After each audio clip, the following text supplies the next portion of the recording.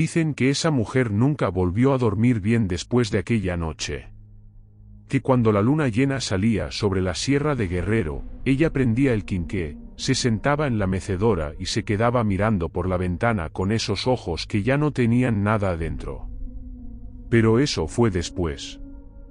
Antes, ella era doña Remedios, mamá rezandera, mujer de fe.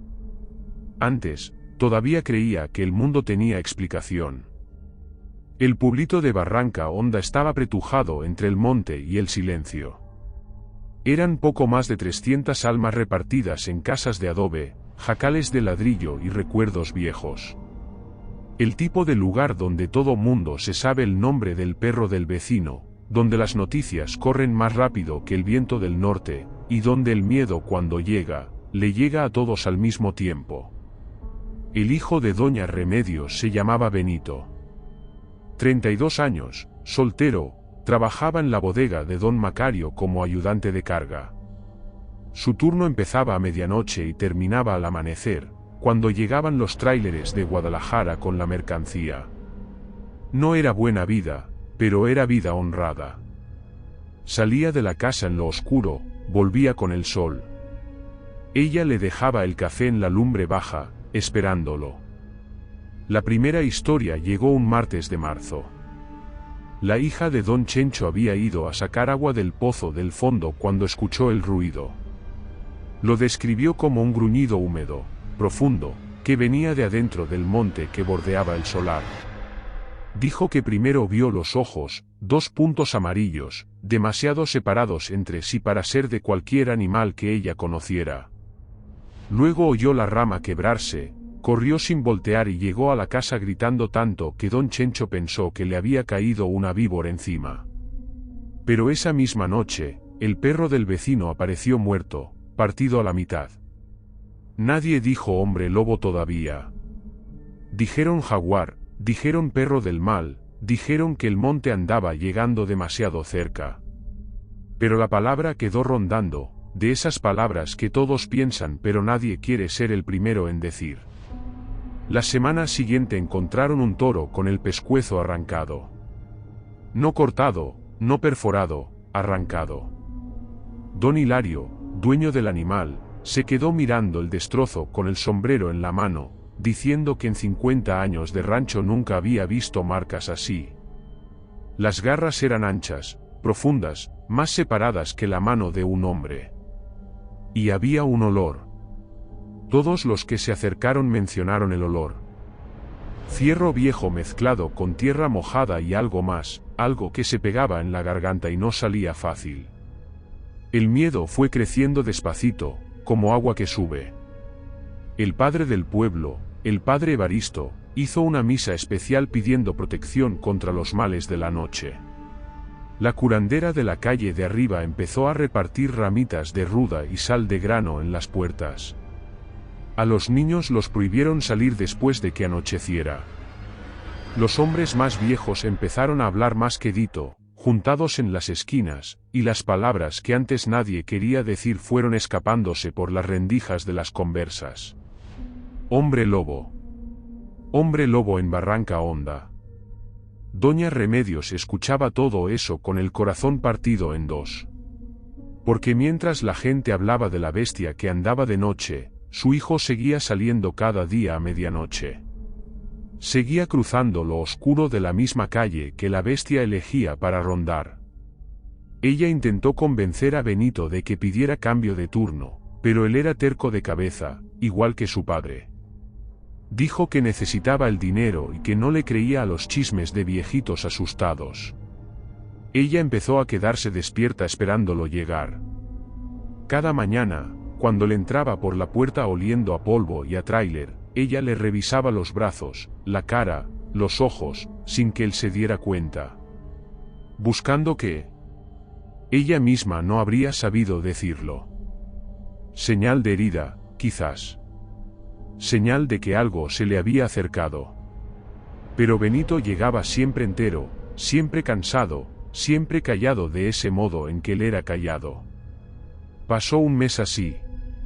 Y entonces, en la 4ª semana de luna llena, un niño de 12 años que volvía de la casa de su abuela desapareció por 3 horas. Cuando lo encontraron encogido atrás de la pila de lavar de la escuela, el chamaco no hablaba. Se quedó mudo 2 días. Cuando por fin pudo contar lo que había visto, la historia que salió de su boca fue escuchada en silencio absoluto por todos los adultos del rumbo. Dijo que la criatura medía casi 2 metros de altura, que caminaba en las 2 patas pero encorvada hacia adelante, con el peso del tronco echado para abajo, como si la columna estuviera doblada a la mitad. Que tenía pelaje oscuro, del color del lodo seco, y que las manos eran lo peor. Eran manos de gente, pero con dedos demasiado largos, torcidos en las coyunturas, terminando en uñas negras que raspaban en el suelo de tierra pisada. Que la boca no cerraba bien por culpa de los dientes. Pero lo que el niño más repitió, lo que hacía temblar su voz más que cualquier otra cosa, era el sonido. Dijo que la criatura hizo un sonido cuando pasó cerca de él. No un aullido como en las películas de la ciudad que había visto una vez en la tele del vecino. Era diferente. Era un gruñido bajo, continuo, que subía y bajaba sin parar, como si la cosa estuviera con dolor, como si se estuviera lamentando de algo que no podía decir con palabras. Esa noche, doña Remedios no pudo comer. Se sentó a la mesa con el plato enfrente y se quedó mirando a la nada. Benito había salido a las 11:40, como siempre. Ella lavó los trastes, barrió el piso, rezó el rosario completo, volvió a empezar el rosario. El quinqué aventaba sombras largas en las paredes de cal amarillenta. El reloj de pared marcaba los segundos con ese tic-tac lento y pesado que en las noches quietas suena más fuerte de lo que debería. La 1 de la mañana. Las 2. Las 2:30. El perro de la calle, el mestizo anaranjado que ella llamaba Canelo y que dormía siempre en la banqueta, empezó a gemir cerca de las 3. No era un ladrido de extraño en la calle. Era un gemido de miedo. El tipo de gemido que hace un animal cuando quiere salir corriendo pero no sabe para dónde. Ella se levantó de la silla y se fue hasta la ventana. La calle estaba quieta. La luna estaba llena, blanca, enorme en el cielo de la sierra, echando una luz de hueso en todo lo que tocaba. Las sombras de los huizaches estaban nítidas en el suelo de tierra, oscuras e inmóviles. Nada se movía. Y entonces Canelo dejó de gemir. Silencio absoluto. No el silencio normal de la madrugada, con el grillo aquí y el sapo allá. Silencio de todo callado junto, de golpe, como cuando pasa una bestia más grande y la naturaleza entera aguanta la respiración. Doña Remedios sintió el vello del brazo pararse antes de entender por qué. El olor llegó antes que la cosa. Tierra mojada y fierro. Ese olor que los demás habían descrito, ella lo reconocía ahora. Pero había otra cosa mezclada. Algo que no podía nombrar de inmediato, pero que vivía en un lugar hondo de la memoria, en un lugar anterior a todo lo que había aprendido sobre el mundo. La ventana de la cocina, que había dejado abierta por el calor, estaba del lado izquierdo de la casa. El sonido que vino de allá fue casi nada. Una respiración pesada, arrastrada, como de algo demasiado grande intentando pasar por un espacio pequeño. Ella volteó despacito, con la lentitud de quien sabe que voltear rápido puede ser el último gesto que haga en la vida. Antes de seguir, no olvides suscribirte si no lo has hecho. Y compartir este contenido para llegar a más personas. Y visitar nuestra tienda. Sigamos. La criatura estaba parada en la ventana, los codos apoyados en el alféizar, el cuerpo del lado de afuera, la cabeza adentro. Ella no pudo gritar. El grito se le quedó a la mitad de la garganta, duro como piedra, y no subió ni bajó. La cosa era enorme. Con la mitad del cuerpo afuera, llenaba la ventana como si la ventana hubiera sido hecha para ser tapada así. El pelaje era del color del lodo, húmedo, pegado a la piel en algunos lugares, como si hubiera salido del agua. Los hombros eran demasiado anchos, acomodados demasiado alto, en una postura que ningún hombro de gente tiene de manera natural. La cara. Dios del cielo. La cara era larga, proyectada hacia adelante, la quijada extendida en un hocico que no era de gente ni completamente de animal. Era algo en medio, algo que el mundo no debería tener. Los dientes asomaban por debajo del labio superior, que ya no bajaba hasta donde tendría que bajar. Los ojos eran amarillos, grandes, con la pupila dilatada que se comía casi todo el amarillo, dejando solo un borde fino y dorado alrededor de la nada negra. Esos ojos la miraron directo a ella. Y fue ahí donde pasó la cosa que lo cambió todo. La cosa que ella nunca pudo explicarle bien a nadie, y que todo el que escuchó la historia después trató como el detalle más aterrador de todo el relato. Más aterrador que el pelaje, más aterrador que los dientes, más aterrador que el tamaño. Ella reconoció. No fue inmediato. Fue como cuando uno ve a una persona conocida en un lugar extraño y por un segundo no entiende de dónde la conoce. Su mirada recorrió los ojos de esa criatura buscando que estaba mal, buscando que le era familiar. Y encontró. Era la forma en que los ojos se le estrechaban en las orillas. Era algo en el arco de la frente, o en la distancia entre los ojos, o en nada que ella pudiera nombrar correctamente. Era un reconocimiento que no pasaba por el pensamiento, que iba directo al pecho, al fondo del estómago, a las entrañas, donde las madres guardan el mapa de sus hijos desde antes de que nazcan. Esos eran los ojos de Benito. El grito que no había podido hacer antes siguió sin venir, pero por una razón completamente diferente. Porque las piernas la llevaron hacia adelante en vez de hacia atrás. Porque sus pies cruzaron el espacio entre ella y esa ventana sin que su cabeza diera ninguna orden. Porque la mano que le había limpiado esa frente de fiebre, que le había enseñado a ese cuello a sostenerse, que conocía cada cicatriz en ese cuerpo desde antes de que él supiera caminar, la mano se fue sola hacia arriba y tocó el pelaje húmedo de esa criatura. La fiera se congeló. El gruñido bajo que había estado ahí todo el tiempo, ese lamento de animal que el niño había descrito, se detuvo de un golpe. Los ojos amarillos bajaron y encontraron los de ella, y se quedaron mirando de ese modo intenso, de ese modo de quien está intentando recordar un idioma que olvidó. Doña Remedios estaba llorando. No sabía cuándo había empezado, pero las lágrimas le escurrían calientes por la cara envejecida. Le goteaban en el mentón, caían. No las limpió. La otra mano también se fue hacia arriba y sostuvo ese rostro imposible entre las dos palmas, ese hocico largo que quemaba de fiebre por dentro del pellejo peludo, y se quedó ahí. «Hijo mío», dijo. Y la voz le salió entera, firme, sin temblar. El milagro de las madres.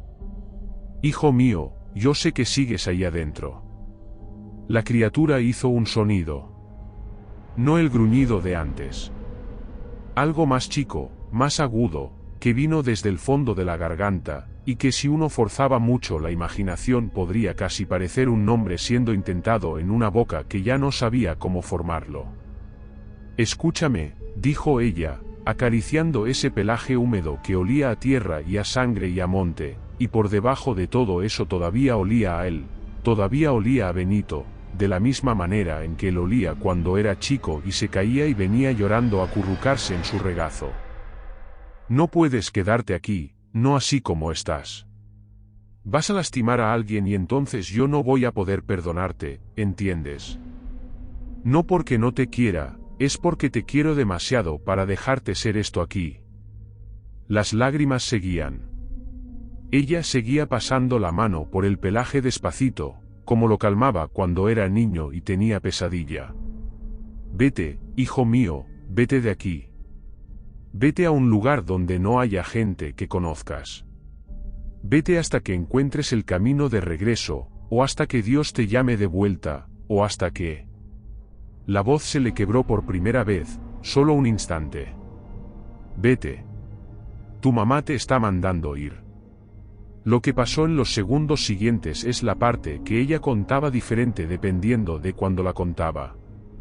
A veces decía que la fiera se quedó parada mucho tiempo antes de retroceder. A veces decía que fue inmediato. Lo que nunca cambió fue el detalle final. Antes de desaparecer en lo oscuro de la madrugada, la criatura agachó la cabeza. La agachó como la agacha un hijo delante de su madre, y se perdió en el monte. Y Benito nunca volvió a casa. Doña Remedios estuvo esperando al principio. Después fue a la bodega, fue a la delegación, fue al ayuntamiento. Hombre adulto, desaparecido, sin dejar rastro, se volvía estadística. Encontraron su ropa doblada a la orilla del camino de terracería que salía del pueblo por el lado norte. Pantalón, camisa, cinturón. Huaraches. Como si se hubiera quitado todo antes de entrar al monte. Los ataques en Barranca Honda pararon esa misma noche.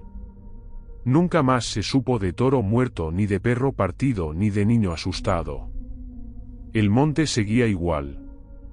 El silencio de la madrugada volvió a ser solo silencio. El pueblo respiró aliviado y fue olvidando, que así es como los pueblos hacen. Doña Remedios no olvidó. Se quedaba en la mecedora las noches de luna llena. No de miedo. Era otra cosa. Era la postura de quien está esperando, con la paciencia antigua de quien ya ha esperado mucho en esta vida. A veces dejaba la ventana de la cocina abierta. Hasta en el frío, dejaba el café caliente en la lumbre baja. Una vecina le preguntó una vez por qué hacía eso. Dejar la ventana abierta, el café listo. Doña Remedios balanceó la cabeza despacito antes de responder. Porque una madre no deja de esperar a su hijo, dijo, ni cuando ya sabe que no va a volver del mismo modo en que se fue. Dicen que una mañana de junio, 2 años después de la desaparición de Benito, la vecina de enfrente se despertó antes del amanecer por un olor extraño que entraba por la ventana de su cuarto. Le llevó un rato identificarlo. Después se quedó despierta en la cama pensando en eso hasta que salió el sol. Era olor a tierra mojada y fierro viejo, viniendo desde la dirección de la casa de Doña Remedios. Pero en la mañana, cuando fue a ver, todo estaba quieto. La puerta cerrada, la ventana también, el café frío en el fogón, como si hubiera estado ahí mucho tiempo. Y Doña Remedios en la mecedora, dormida por primera vez en 2 años, con una expresión en la cara que la vecina no supo describirle a nadie, pero que si la obligaran a escoger una sola palabra, escogería esta: paz.